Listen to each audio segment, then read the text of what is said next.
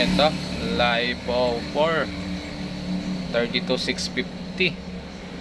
Yan. Mag-assemble tayo. Battery ng ating A-Trike 48 volts 36 Ah. Ito yung battery na gagamitin natin. So bago ito. So ganito lang pa nag-top balance kayo. Yung iba-balance nyo lahat ng supply, bawat cell ng ating battery ay dapat pantay-pantay yung supply. So para magpantay-pantay, pagsama-samahin nyo lahat ng positive, tapos pagsamahin nyo rin lahat ng negative, tapos yun, magpapantay na sila niyang kusa. So ibabad nyo siya ng mga 24 hours or sobra pa, pwede rin, para maganda yung pagka fit ng supply niya.